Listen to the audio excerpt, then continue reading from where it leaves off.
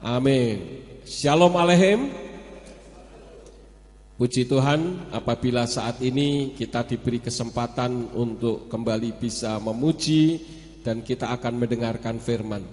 Baik, saudara-saudaraku yang kekasih, pada saat ini saya akan menyampaikan firman. Kita akan belajar dari pelajaran yang Yesus ajarkan kepada murid-muridnya melalui sebuah perumpamaan. Jadi ketika Yesus ada di atas muka bumi ini, beliau mengajar kepada murid-muridnya terkadang menggunakan perumpamaan.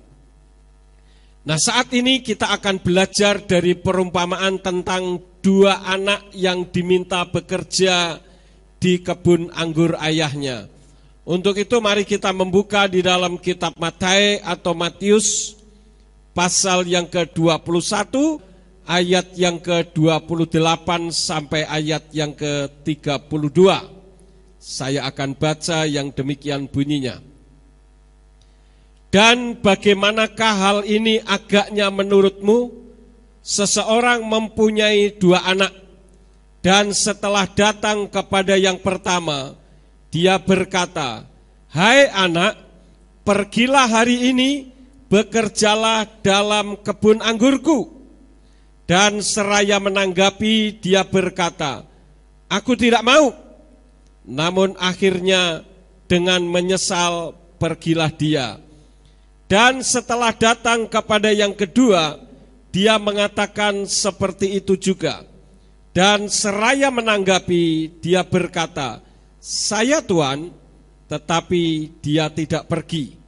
Siapakah dari antara keduanya yang melakukan kehendak ayahnya? Mereka berkata kepadanya, "Yang pertama." Yesus berkata kepada mereka, "Sesungguhnya aku berkata kepadamu, bahwa para pemungut cukai dan para pelacur akan mendahului kamu ke dalam kerajaan Elohim. Sebab Yohanan telah datang kepadamu dalam jalan kebenaran, dan kamu tidak mempercayai dia. Namun para pemungut cukai dan para pelacur percaya kepadanya, dan sekalipun melihat, kamu tidak menyesal lalu percaya kepadanya." Amin. Nah, saudara-saudara, di sini dikisahkan dalam perumpamaan yang Yesus ajarkan tentang seorang ayah yang mempunyai dua orang anak. Ayah ini menghendaki supaya anak-anaknya bekerja di kebun anggurnya. Karena itu dia meminta kepada anak yang pertama, dia katakan, "Mari nak, bekerja di kebun anggurku." Kemudian anak yang pertama ini mengatakan, "Saya tidak mau." Tetapi kemudian dia menyesal dan dia bekerja. Namun sebelum dia melakukan itu, karena si ayah mendengar anaknya mengatakan tidak mau, maka dia pergi kepada anak yang kedua. Kepada anak yang kedua, si ayah mengatakan, "Nak, bekerjalah di kebun anggurku." Anak yang kedua katakan, "Baik Tuan," tetapi kemudian tidak melaksanakannya. Nah, saya mau bertanya kepada saudara, menurut saudara yang berkenan di hadapan Yeshua itu anak yang pertama atau anak yang kedua? Anak yang? Siapa yang mengatakan pertama, tolong angkat tangan. Yang mengatakan yang kedua?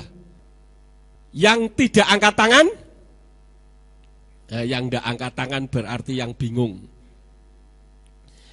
Nah, untuk mendeteksi yang mana yang berkenan di hadapan Yeshua adalah anak yang dipuji oleh Yeshua.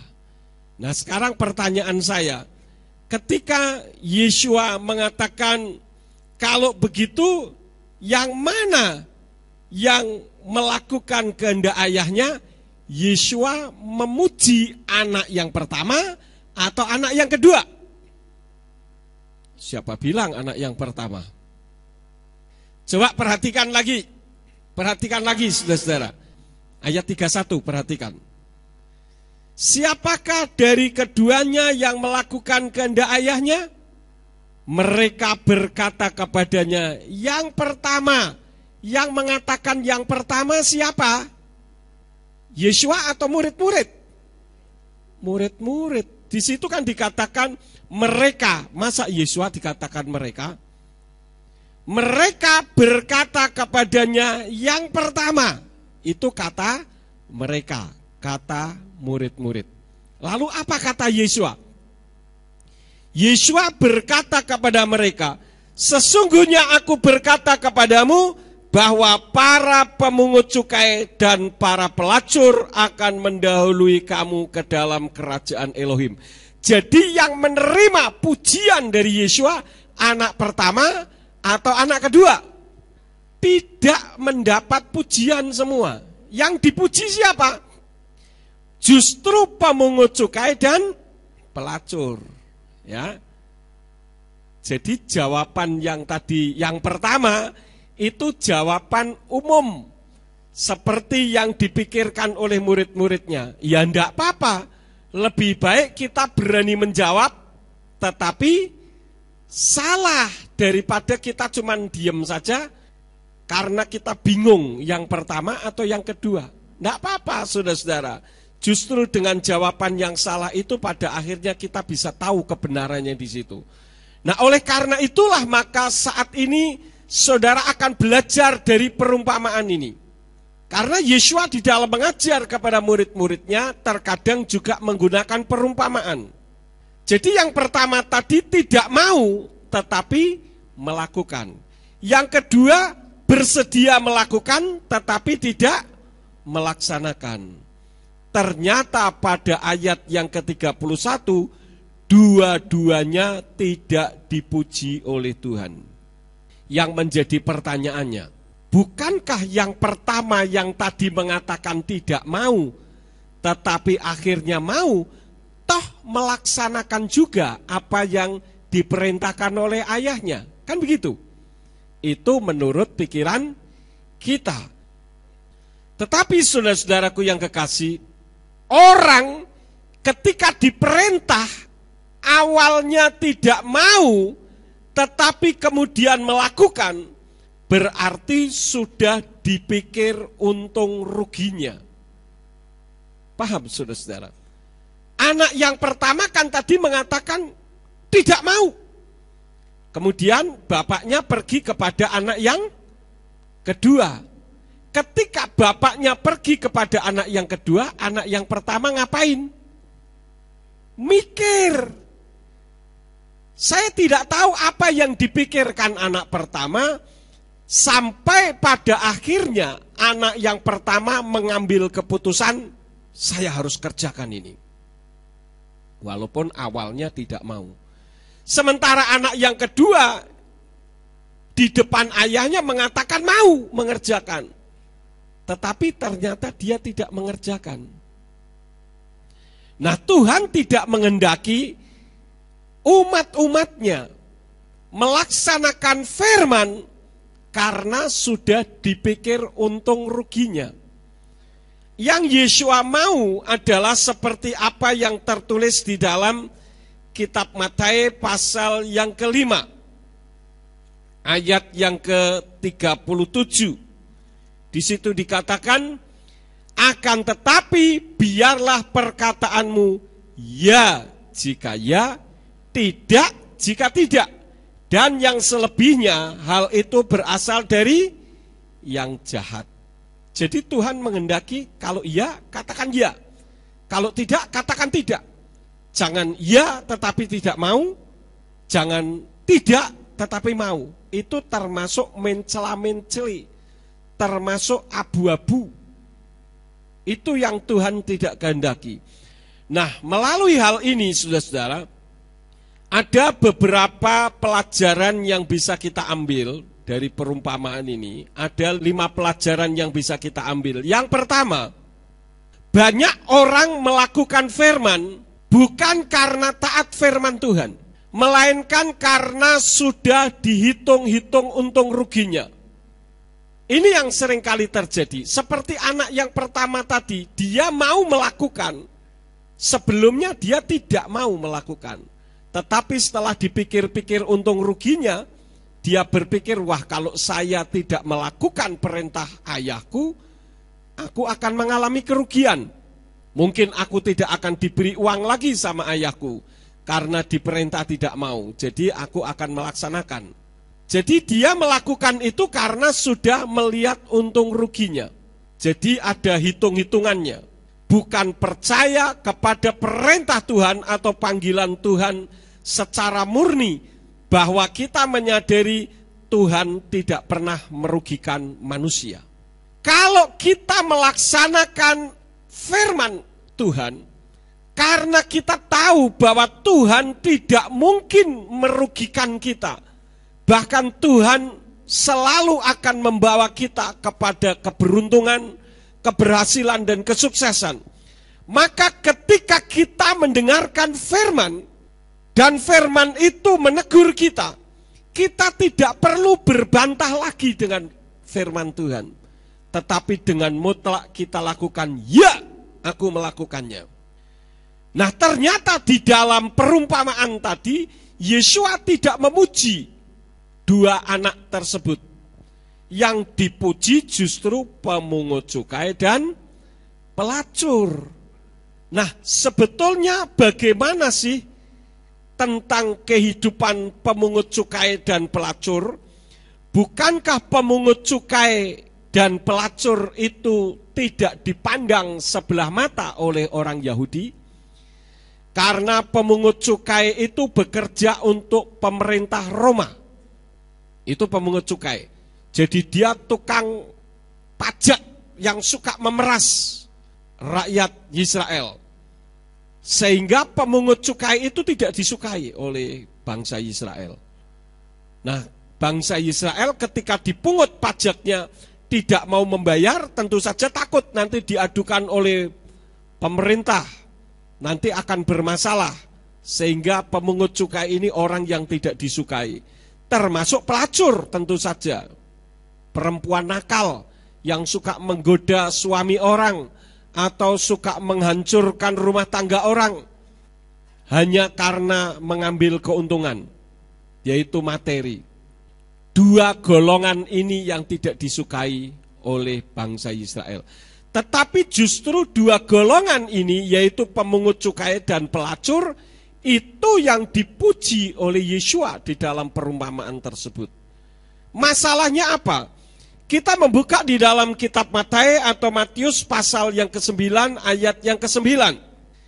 Di situ menceritakan satu kisah ketika Yesua memanggil pemungut cukai. Yang dalam hal ini adalah Matius atau Matius. Ayat 9 katakan, adapun Yesua sementara melintas dari sana, dia melihat seseorang yang dipanggil Matius sedang duduk di balai cukai. Lalu berkatalah dia kepadanya, ikutlah aku. Dan setelah bangun, dia mengikutinya. Jadi secara spontan, Matius atau Matius ini, si pemungut cukai, ketika Yesua memanggil dia, dia tidak perlu berbantah-bantah. Ngapain aku ikut kau? Emang kau siapa? Dia tidak berpikir seperti itu. Ketika dipanggil, dia langsung ambil keputusan untuk mengikutinya. Kemudian kita melihat yang pelacur. Mari kita membuka di dalam kitab Matius pasal yang ke-21, ayat yang ke-32. Sebab Yohanan telah datang kepadamu dalam jalan kebenaran dan kamu tidak mempercayai dia. Namun para pemungut cukai dan para pelacur percaya kepadanya. Dan sekalipun melihat kamu tidak menyesal lalu percaya kepadanya. Nah, untuk pelacur ini dia juga modelnya seperti pemungut cukai. Segera percaya. Dan itulah yang Tuhan kehendaki di dalam kehidupan kita.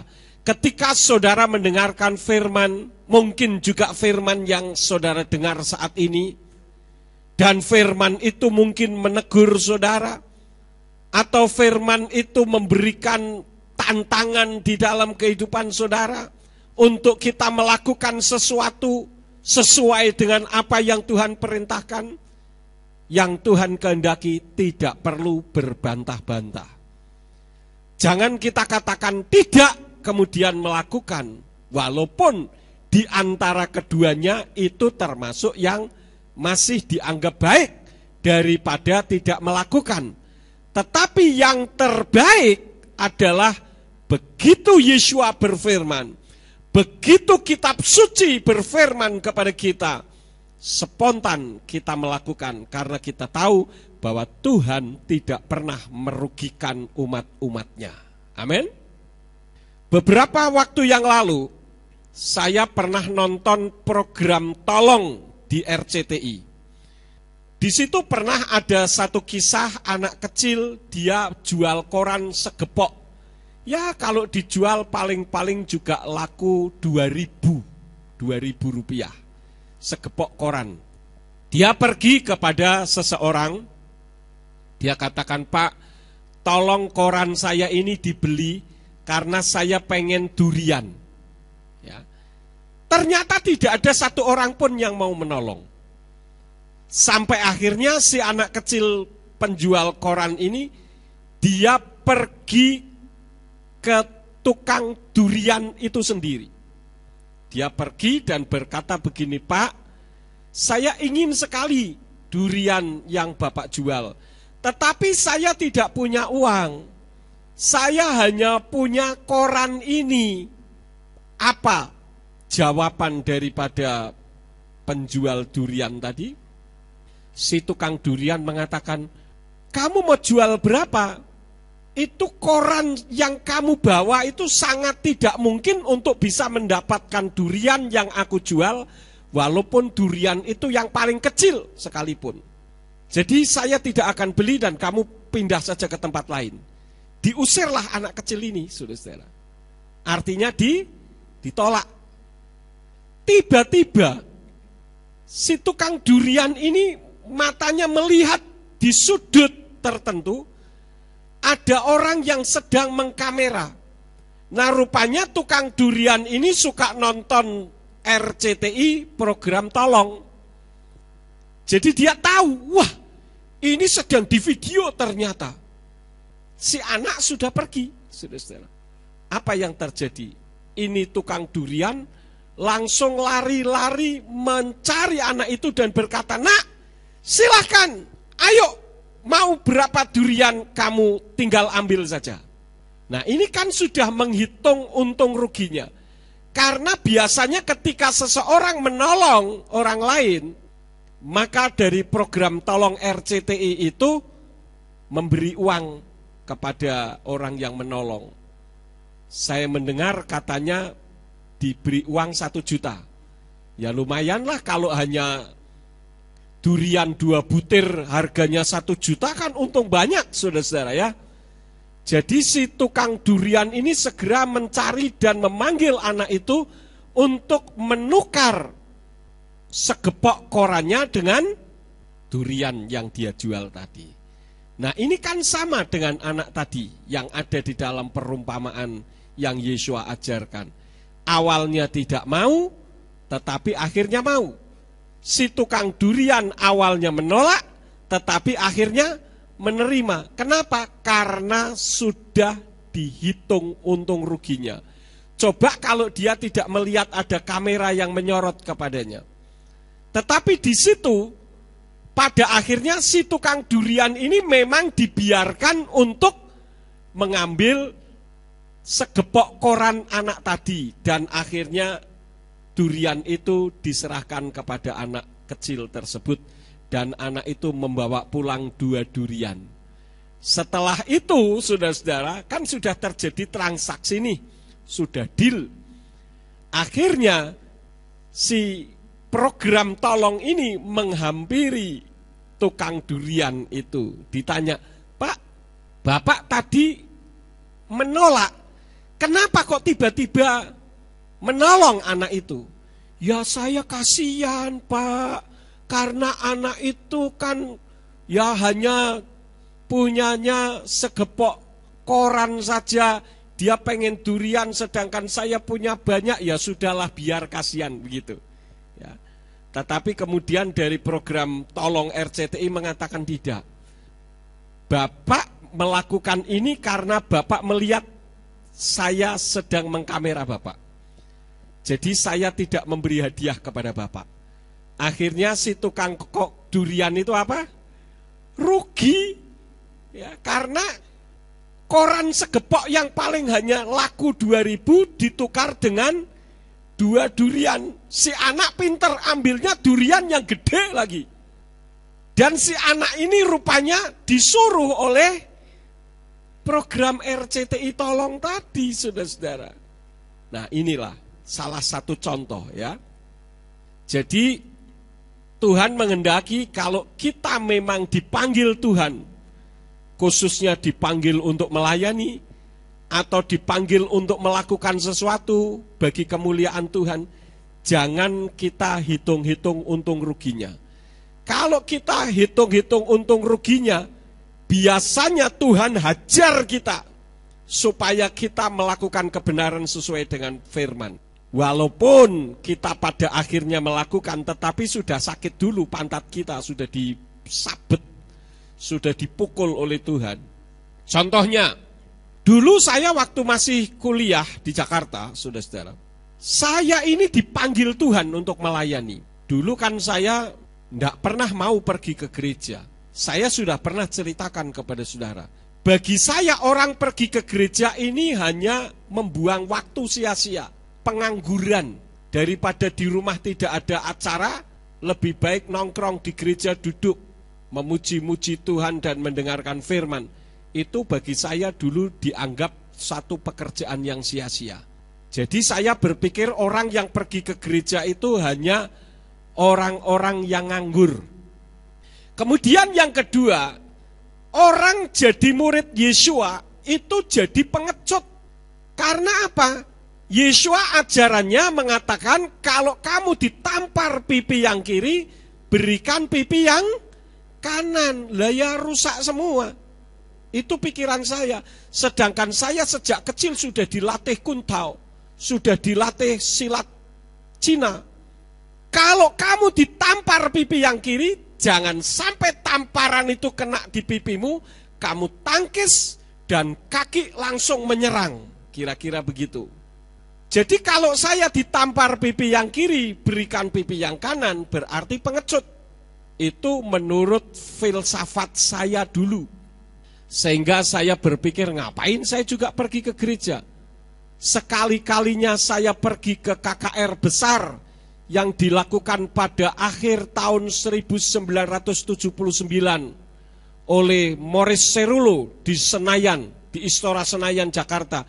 Itu pun motivasi saya bukan mencari Tuhan, tetapi karena teman saya yang mengajak saya, katakan, ayo Yakub, pergi ke gereja, nanti saya kenalin cewek cakep. Loh, berarti saya pergi ke gereja tujuannya bukan cari Tuhan, tapi cari cewek, cari perempuan. Nah ini kan tidak benar, saudara-saudara. Sampai akhirnya Tuhan pukul saya dengan sakit berat. Saya harus sakit tifus, lever, dan mah komplikasi.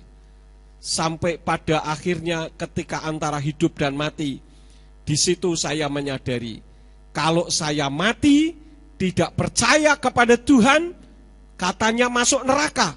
Dan orang memberitahu katanya neraka itu siksaan kekal, dibakar terus-menerus, tidak mati. Kalau masuk surga, saya tidak tahu jalannya. Nah, ketika itulah saya mengalami ketakutan.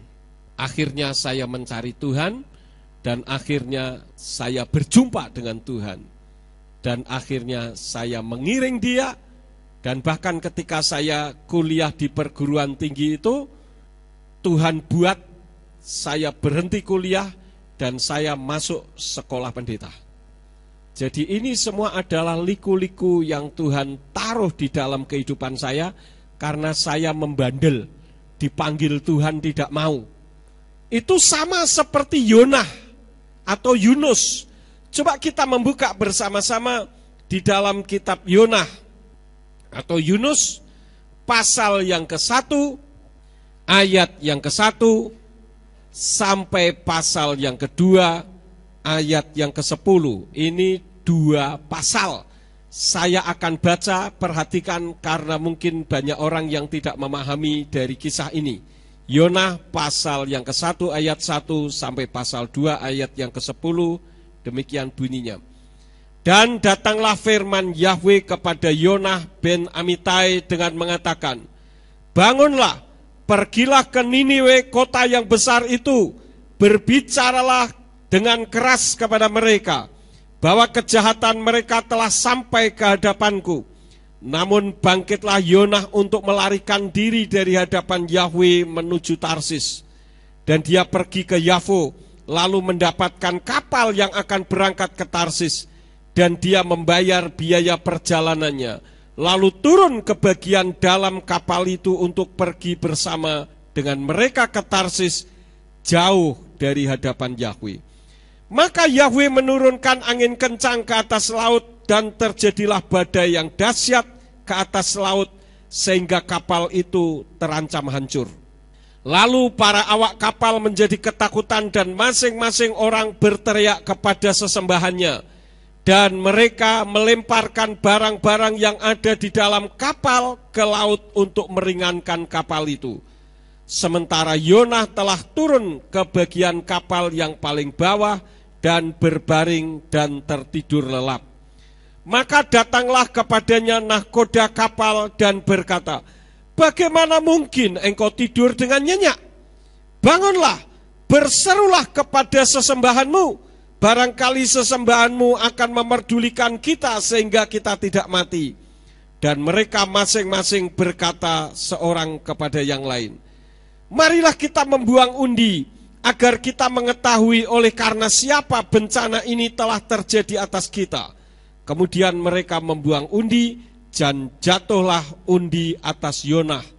Lalu mereka berkata kepadanya, kami minta kepadamu, ceritakanlah kepada kami, oleh karena siapa bencana ini terjadi pada kami?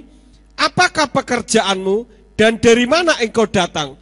Apakah negerimu dan dari bangsa manakah engkau? Jadi ini Yonah diinterogasi. Ayat 9. Maka dia menjawab mereka, aku adalah orang Ibrani, dan aku takut akan Yahweh Elohim semesta langit, yaitu dia yang telah menciptakan laut dan darat. Dan orang-orang itu takut dengan ketakutan yang sangat besar. Dan mereka berkata kepadanya, apa ini yang telah engkau perbuat? Sebab orang-orang itu mengetahui bahwa dia telah melarikan diri dari hadapan Yahweh karena dia telah menceritakan kepada mereka. Lalu mereka berkata kepadanya, apakah yang harus kami lakukan terhadapmu supaya laut dapat menjadi tenang sekitar kita? Karena laut makin bergelora hebat. Maka dia berkata kepada mereka, angkatlah aku dan lemparkanlah aku ke dalam laut, maka laut di sekitar kamu akan tenang, karena aku mengetahui bahwa oleh karena akulah badai yang besar ini telah terjadi pada kamu. Namun orang-orang itu berusaha keras mendayung untuk membawa kembali ke daratan, tetapi mereka tidak mampu karena laut makin bergelora hebat mengempas mereka. Karena itu mereka berseru kepada Yahweh dan berkata, kami memohon kepadamu ya Yahweh, janganlah biarkan kami mati karena nyawa orang ini, dan janganlah menanggungkan ke atas kami darah orang yang tidak bersalah. Karena engkau ya Yahweh telah bertindak sesuai dengan apa yang engkau kehendaki. Lalu mereka mengangkat Yonah dan melemparkan dia ke dalam laut, dan laut pun menjadi tenang. Kemudian orang-orang itu takut dengan ketakutan yang sangat besar kepada Yahweh, dan mereka mengorbankan korban sembelihan kepada Yahweh dan mengikrarkan nazar. Maka Yahweh menentukan seekor ikan besar untuk menelan Yonah, dan Yonah pun berada di dalam perut ikan selama 3 hari 3 malam. Lalu Yonah berdoa kepada Yahweh Elohim dari dalam perut ikan itu. Ia berkata, aku berseru dari kesukaranku kepada Yahweh, dan dia menjawab aku dari tengah-tengah alam maut. Aku menjerit, dan engkau mendengar suaraku, karena engkau telah melempar aku ke tempat yang dalam, ke tengah lautan, dan luapan air telah meliput aku. Semua gelombangmu dan ombakmu telah melingkupi aku. Kemudian aku berkata, aku terbuang dari hadapanmu. Bagaimana aku dapat lagi memandang ke tempat suci kekudusanmu? Air telah menutupi aku, bahkan nyawaku. Tempat yang dalam meliputi aku. Rumput-rumput laut telah melilit kepalaku. Aku telah turun ke dasar gunung-gunung. Perut bumi dengan palang-palangnya telah melingkupi selamanya. Tetapi engkau mengangkat nyawaku dari lubang, ya Yahweh Elohimku. Sewaktu jiwaku remuk redam di dalam diriku, aku mengingat Yahweh dan doaku sampai kepadamu, ke tempat suci kekudusanmu. Orang-orang yang memberikan penghormatan kepada berhala-berhala kesia-siaan telah meninggalkan kesetiaan mereka. Tetapi aku dengan suara ucapan syukur, biarlah aku berkorban kepadamu. Apa yang telah kunazarkan, aku akan membayarnya. Keselamatan adalah milik Yahweh. Dan berfirmanlah Yahweh kepada ikan itu, dan ikan itu memuntahkan Yonah ke darat. Ini satu kisah yang menarik, saudara-saudara, ya. Bagaimana orang ketika sudah dibuat terpuruk karena cintanya Tuhan kepada orang tersebut, maka orang baru sadar akan kesalahannya. Sebetulnya ketika Bapa Yahweh memanggil Yonah untuk pergi ke Niniwe, itu karena Yahweh tahu kualitas daripada Yonah. Yonah ini pemberani. Kitab suci mengajar kepada kita bahwa Niniwe itu adalah kota yang jahat, pembunuh nabi-nabi Tuhan. Karena itu setiap kali orang datang ke sana selalu mati dibunuh oleh orang-orang Niniwe. Karena itu Yonah berpikir, ngapain aku pergi ke Niniwe? Biar aja mereka mati semuanya. Itu secara manusiawi. Karena mungkin rekan-rekan Yonah juga sudah ada yang dibunuh di sana. Jadi Yonah pun balas dendam, kira-kira begitu. Tetapi dia coba untuk melarikan diri dari hadapan Yahweh. Ini kan orang pintar tapi tolol sebetulnya. Orang melarikan diri dari Tuhan, mau lari kemana? Mau lari kemana sekarang? Kalau ada di antara saudara yang mungkin mendengarkan firman saat ini, dan ternyata itu adalah panggilan Tuhan, jangan melarikan diri dari Tuhan. Lebih baik menyerah saja, karena Tuhan tidak pernah membuat kita rugi. Bahkan sebaliknya Tuhan mengangkat kita. Kita melihat bagaimana kisah selanjutnya. Ketika Yonah menyadari akan kesalahannya, dia katakan, apa yang harus kamu lakukan? Buang aku ke laut. Ini merupakan resiko yang ditanggung oleh Yonah. Kita yang sudah melihat kitab suci, membacanya, kita tahu bahwa nanti akan ada ikan yang menelan kemudian melemparkan ke Niniwe. Tetapi pada saat Yonah mengatakan, lemparkan aku ke laut, nanti laut akan reda dan kamu akan selamat semuanya. Apakah Yonah berpikir akan ada ikan yang akan menangkap dia kemudian membuangnya ke Niniwe? Tidak, yang ada di pikirannya apa? Ya sudahlah, biarin aku mati, yang penting yang lain selamat. Itu sebagai bentuk konsekuensi kesalahannya dia dari hadapan Yahweh. Tidak malu ketika dia interogasi oleh nahkoda dengan mengatakan, aku orang Ibrani, aku orang yang takut akan Yahweh. Seharusnya dia malu ngomong seperti itu. Kalau memang dia takut Tuhan, masa dipanggil oleh Tuhan pergi ke Niniwe larinya ke Tarsis? Itu bertolak belakang. Dia pinter larinya ke Tarsis, kenapa tidak lari ke tempat lain? Tarsis itu kota kaya. Tarsis itu tempat di mana barang-barang berharga termasuk emas juga bisa dihasilkan dari sana.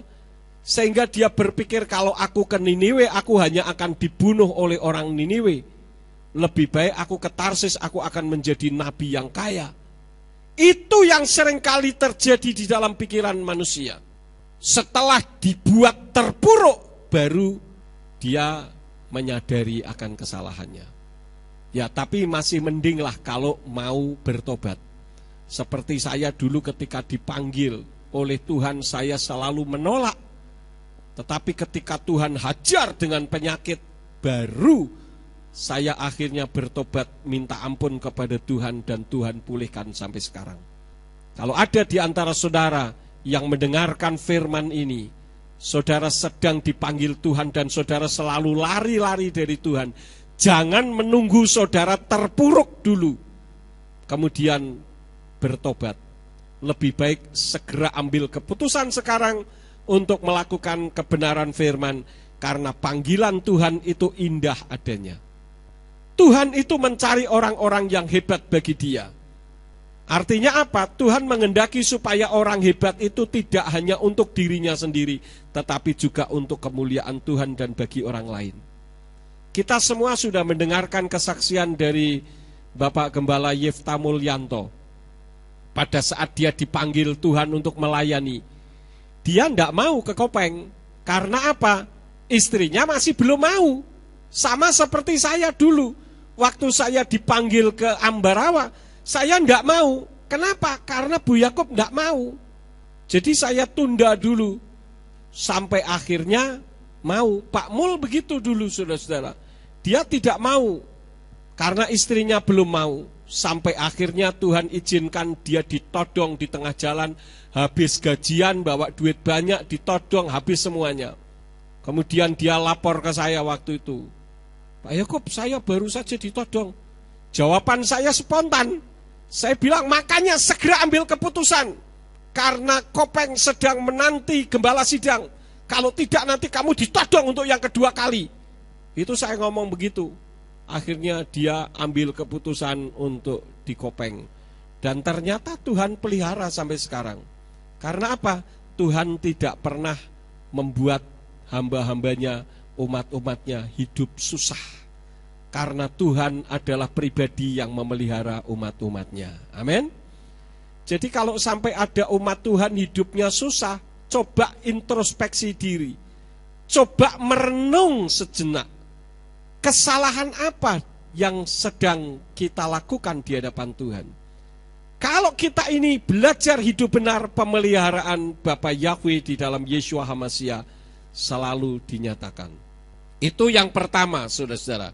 Jadi jangan sampai kita melakukan firman setelah kita mengambil untung ruginya.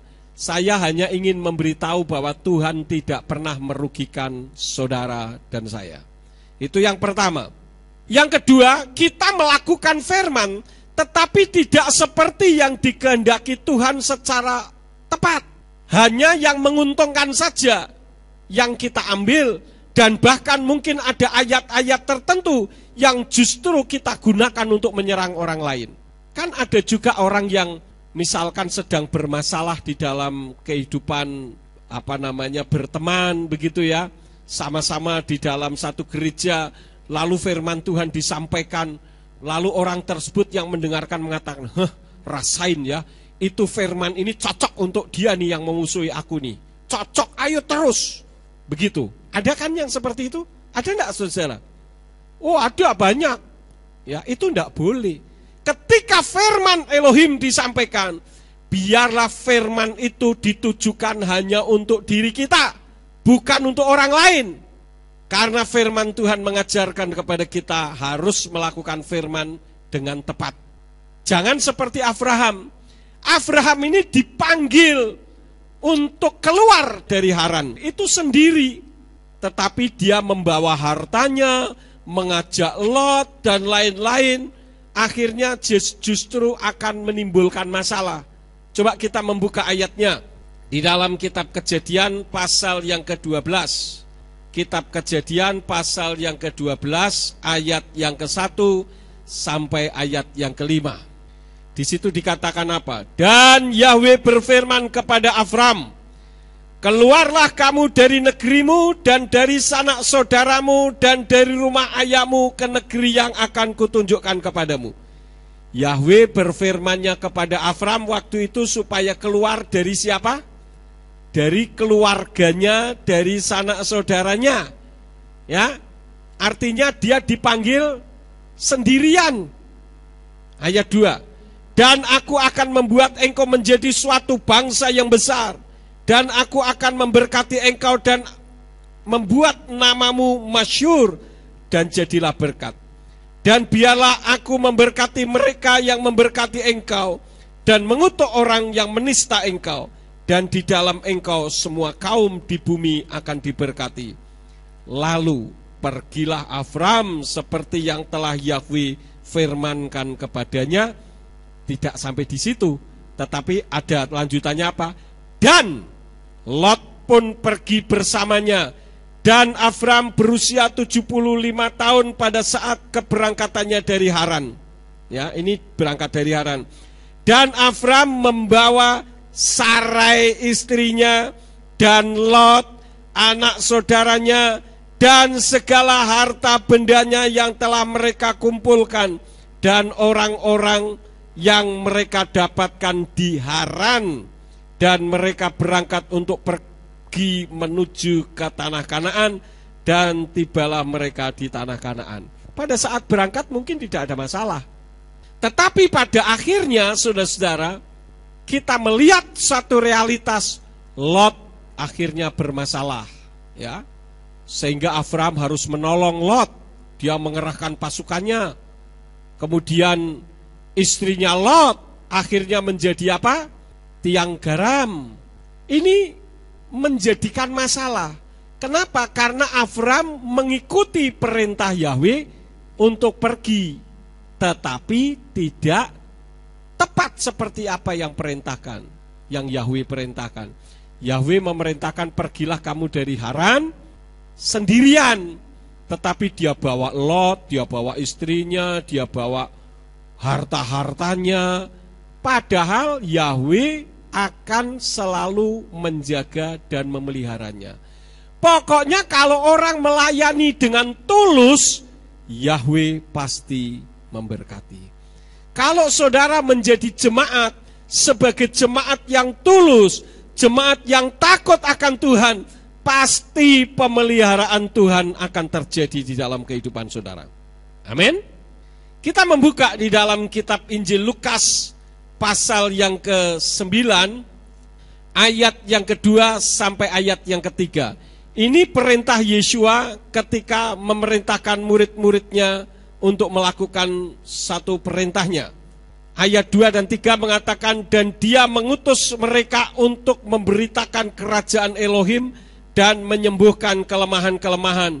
Dan dia berkata kepada mereka, jangan membawa apapun untuk perjalanan, jangan tongkat atau kantung bekal atau roti atau uang ataupun masing-masing memiliki 2 helai pakaian. Jadi ketika Yesua memerintahkan murid-muridnya untuk melakukan perkara-perkara yang besar, Yesua memerintahkan jangan membawa itu semua. Saya merenung, kenapa sih kok tidak boleh membawa? Bisa saja supaya orang tersebut tidak sombong. Saya bisa seperti ini kan karena saya memang sudah membawa ini itu dan sebagainya. Atau dia supaya bergantung mutlak kepada Bapa Yahweh, kepada Yeshua HaMashiach. Yang jelas kalau kita taat kepada firman, dia akan memelihara. Contohnya tidak usah jauh-jauh saudara-saudara. Pada tahun 2001, ketika saya keluar dari pastori yang lama dulu, malam hari lagi, di tangan saya itu hanya uang Rp20.000. Tabungan saya sudah habis karena saya sudah bawakan Dina untuk berangkat ke Amerika. Jadi sudah tidak ada uang. Yang di tangan cuman Rp20.000. Apakah kalau dipikir secara akal manusia dengan Rp20.000 bisa hidup sampai sekarang? Tidak mungkin. Tetapi buktinya bisa sampai sekarang. Bahkan Tuhan kasih ada mobil, ada rumah dan sebagainya. Itu sekaligus supaya Tuhan membuktikan pemeliharaannya terhadap saya. Ya. Asal kita melayani dengan tulus. Di dalam Tuhan itu aneh saudara-saudara. Kalau kita melayani motivasinya uang tidak akan mendatangi kita. Tetapi kalau motivasi kita melayani Tuhan itu untuk jiwa-jiwa, untuk memenangkan bagi Tuhan, kita tidak perlu mikir uang yang datangin kita. Dan itu betul-betul terrealisasi. Saya sudah kisahkan kepada saudara sebuah cerita yang betul-betul terjadi. Tetapi saya akan ceritakan ulang untuk menunjukkan bagaimana pemeliharaan Tuhan, karena saya yakin banyak yang belum mendengarkan juga, karena ini ada di YouTube. Saudara-saudara, ketika saya pulang dari Los Angeles menuju ke Semarang, pada saat itu saya naik pesawat berhenti di Taipei. Ketika berhenti di Taipei, saudara-saudara, saya keluar dulu dari pesawat, kemudian masuk lagi. Ternyata ada ibu-ibu tua duduk di kursi eksekutif. Duduknya di kursi eksekutif. Itu kursi yang mahal, mungkin harganya 5 kali lipat kursi biasa, karena bisa untuk tiduran dan sebagainya. Ada ibu-ibu tua datang pergi mendekati saya dan duduk di samping saya. Dan ibu-ibu tua itu ngajak ngobrol terus. Dia ngajak ngobrol saya dalam bahasa Inggris karena dia pikir saya orang Taiwan. Mungkin saya ada tampang Taiwan. Jadi dia ngajak ngobrol. Tiba-tiba, saudara-saudara, dia pergi lagi ke kursi eksekutif, kemudian dia bawain buah satu plastik kresek. Dia bilang, "Pak, ini buat oleh-oleh keluarga." Gitu, dari obrolan itu. Kemudian dia ngeluarin uang 1 juta. Waktu itu saya enggak tahu uangnya berapa karena dimasukkan di dalam amplop. Dia bilang, "Pak, ini terima berkat dari saya." Saya bilang, "Jangan, Bu, kita kan baru kenal. Dan kenal pun baru berapa jam. Jadi sebaiknya jangan." Gitu. Lalu dia tanya, "Bapak ini dari tadi ngomong tidak bekerja. Sebetulnya pekerjaan Bapak itu apa?" Saya bilang, "Memang saya tidak bekerja, Bu. Saya ini pendeta. Pendeta bagi saya itu bukan pekerjaan, itu panggilan. Jadi ketika saya ditanya, 'Bapak bekerja apa?' Saya katakan saya tidak bekerja. Mungkin karena kasihan, ini orang tidak bekerja kok naiknya pesawat. Ditanya dari Los Angeles, ini duitnya masih banyak, dari mana ini? Dan bagaimana cara bekerjanya?" Lalu saya terangkan kalau saya itu pendeta. Dia bilang, "Oh, pendeta. Lah ini pendeta kok aneh. Dikasih uang kok enggak mau. Kemarin saya malah baru ditipu pendeta 200 juta. Saya kaget, saudara-saudara. Wih, untung saya enggak mata duitan. Ya, kalau enggak kan citra pendeta itu rusak. Dan citra pendeta memang sudah rusak. Karena yang ada di otaknya selalu duit. Ya enggak masalah kalau duit itu untuk pekerjaan Tuhan. Tapi untuk dirinya sendiri, ini sangat bermasalah di hadapan Tuhan. Nah, pada saat itu saya tolak. Akhirnya dia tanya begini, "Lah Bapak ini orang Taiwan apa orang Indonesia?" Saya bilang, "Saya orang Indonesia." "Loh, Bapak melayani di mana?" "Saya melayani di Ambarawa." Dia bilang, "Oh, wong Jawa toh." Langsung dia ngajak ngomong saya pakai bahasa Jawa. Saya jawab pakai bahasa Indonesia. Ternyata dia adalah istrinya William Suryojoyo yang punya Honda itu ya. Ini orang dermawan rupanya. Dia sangat mengasihi. Sudah tua waktu itu ya. Nah, rupanya saudara-saudara, kemudian dia paksa saya. "Sudah ya, saya minta Pak Pendeta tidak boleh menolak yang dari saya. Ini murni dari hati saya. Kalau Bapak menolak berarti Bapak menolak berkat Tuhan." Waduh, saya digitukan saya sudah tidak berani, saudara. "Ya sudah, Bu, kalau begitu saya terima dengan sukacita. Terima kasih untuk berkatnya." Ternyata itu adalah maksud Tuhan, saudara-saudara. Saya dari Los Angeles itu sudah beli tiket untuk dari Jakarta ke Semarang. Naik pesawat lagi. Nah, waktu itu saya di Los Angeles sudah telepon adiknya Bu Yakob untuk membelikan tiket. Nah, ketika sampai di Jakarta, adiknya Bu Yakob tidak bisa menjemput saya, tidak bisa nemui saya, jadi nyuruh sopir. Nah, sopirnya itu pada saat saya keluar dari bandara itu untuk mencari, tidak ketemu. Rupanya dia pakai tulisan kecil, ditulis pakai pulpen, Yakob Sulistyo, begitu. Ya saya tidak lihat, saudara-saudara. Sampai nama saya dipanggil, "Penumpang Yakob Sulistyo harap segera masuk ke dalam pesawat, karena pesawat akan segera diberangkatkan." Panik saya, saudara-saudara. Waduh, mana tiketnya ndak ada. Saya dipanggil sampai ketiga kali, akhirnya saya ditinggal. Nah, kalau ditinggal saya ndak punya uang rupiah waktu itu, saya bisa tidur di bandara sepanjang hari. Ternyata saya ambil uang yang dari Ibu William tadi, uang itu bisa saya pakai untuk beli tiket ke Semarang.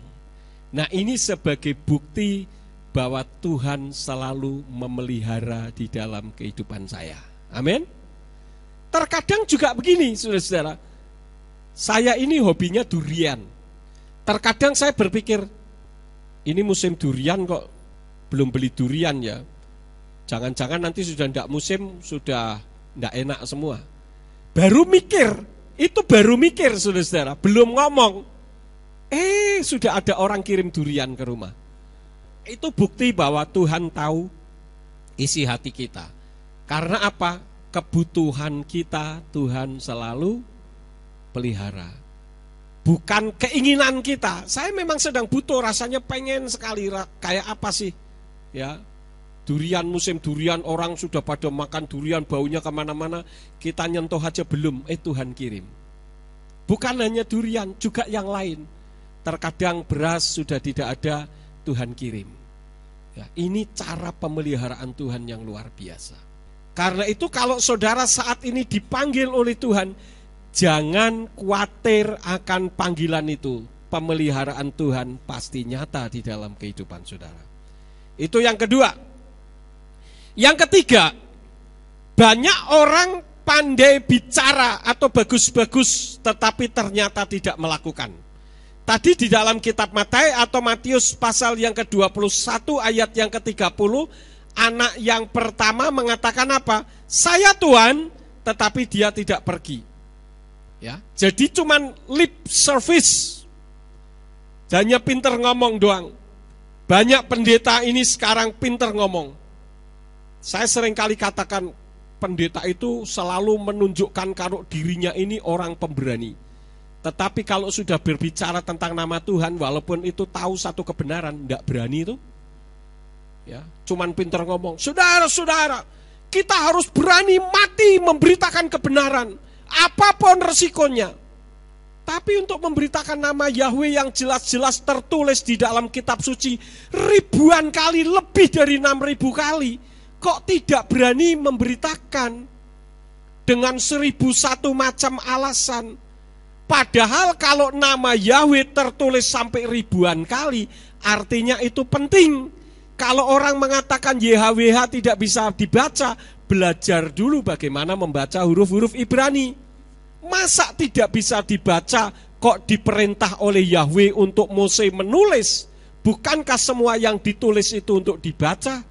Bukan untuk dipelototin doang, kan begitu. Jadi saudara-saudaraku yang kekasih, hati-hati kalau kita membicarakan sesuatu. Karena firman Elohim mengajarkan kepada kita tentang ucapan kita itu bagaimana. Di dalam kitab Matius pasal yang ke-12, ayat yang ke-36, di situ dikatakan apa? Namun aku berkata kepadamu, bahwa setiap perkataan sia-sia yang sekiranya orang-orang akan membicarakannya, tentang perkataan itu mereka harus mempertanggungjawabkannya pada hari penghakiman. Jadi kalau pendeta mengatakan kita harus berani memberitakan kebenaran, laksanakan itu. Menolak Yahweh tapi teriak haleluya. Padahal haleluya itu dari bahasa Ibrani halilu yang artinya pujilah, dan Yah itu Yahweh. Jadi dengan menyebut haleluya itu sama saja dengan mengatakan pujilah Yahweh. Tetapi untuk memberitakan Yahweh tidak berani, itu namanya tidak konsekuen dan tidak melakukan perintah Tuhan dengan tepat, hanya ngomong baik-baik saja. Tuhan itu melihat kesungguhan atau ketulusan hati, bukan hanya ucapan kamuflase yang menggiurkan. Sekarang ini kan kebanyakan begitu, apalagi mohon maaf, walaupun tidak semua, tetapi kebanyakan para pejabat pemerintah kan begitu. Kalau mau menjabat saja, wah dia dekat sama pemerintah, sama rakyat, karena mau jadi wakil rakyat, pergi ke pasar, pakai kaos oblong, ya, kemudian antri tiket, pakai dasi, itu supaya orang lihat, wah dekat dengan rakyat. Tapi nanti kalau sudah jadi, lupa sama rakyat. Mikirnya dirinya sendiri. Mohon maaf saya tidak berpolitik, karena hamba Tuhan tidak boleh berpolitik. Tetapi bukan berarti saya buta politik. Kita harus tahu politik supaya kita tidak dipolitiki. Banyak orang mempolitisasi karena orang tidak tahu politik, sehingga dicurangin. Orang selalu mengatakan, nanti kalau saya jadi, saya akan begini, akan begitu, begini, begitu. Wah, janjinya muluk-muluk. Tapi begitu sudah jadi, janji tinggal janji, semuanya lupa karena keenakan duduk di kursi yang empuk. Ini satu realitas yang ada. Karena itu kita harus hati-hati di dalam berbicara. Ya, tidak perlu kita mengutamakan sekarang ini. Saya melihat satu realitas yang sedang terjadi di Jakarta lah ya. Untuk Ahok nih, saya bukan pendukung Ahok karena saya bukan orang Jakarta. Saya hanya mengamati bagaimana sepak terjangnya dia. Sekarang ini yang diutamakan orang santun, ya, baik, budi, omongannya lembut, tetapi di belakang sebetulnya justru jahatnya luar biasa. Kalau saya tidak peduli, lebih baik model kayak Ahok. Dia mau diubah model lembut tidak bisa. Wong memang sifatnya seperti itu. Tetapi yang penting jangan korupsi. Karena negara ini sedang membutuhkan orang-orang yang anti korupsi untuk memajukan bangsa. Kalau pemimpin-pemimpin bangsa tidak korupsi, saudara-saudara, negara ini sudah mampu membayar hutang luar negeri dan bahkan mampu mensejahterakan masyarakat Indonesia. Tetapi karena masuknya kantong sendiri semua, ya repot, negara ini terpuruk bertahun-tahun. Sementara negara yang lain ketika krisis moneter tahun 97 sudah pada berdiri tegak, Indonesia masih tiduran karena pejabat-pejabatnya perampok kebanyakan. Karena itu saya mendukung orang-orang yang anti korupsi. Bukan berarti saya main politik. Jadi jangan hanya pintar janji-janji, lakukan dengan baik. Kemudian pelajaran yang keempat yang bisa kita lihat, jangan kita minta diperhatikan tetapi belum siap untuk diperhatikan. Dua anak tersebut diberi perintah oleh bapaknya karena dianggap oleh bapaknya. Kalau bapaknya tidak menganggap anaknya, dia tidak akan pedulikan anaknya. Dia perintahkan anaknya karena dia tahu anaknya mampu melakukan, tetapi dia tidak mau melakukannya. Artinya apa? Dua anak-anak tersebut belum siap untuk diperhatikan. Yang terakhir, pelajaran yang kelima yang bisa kita ambil, untuk melakukan firman tidak harus menolak dahulu. Walaupun di antara dua masih baik yang menolak kemudian melakukan. Tetapi yang terbaik yang Tuhan mau adalah tidak menolak, karena panggilan Tuhan, perintah Tuhan itu ringan kalau kita melakukan dengan tulus. Kita membaca satu ayat yang terakhir di dalam kitab 2 Korintus. Kita buka kitab 2 Korintus pasal yang keempat, ayat yang ke-17. Ini adalah perkataan Rabi Saul atau Rasul Paulus ketika dia mengirim surat kepada jemaat yang dipercayakannya di Korintus. Di dalam 2 Korintus pasal 4 ayat 17 mengatakan, sebab kesukaran kami yang ringan ini dengan segera mengerjakan bagi kami kepenuhan kemuliaan kekal dari kelimpahan kepada kelimpahan.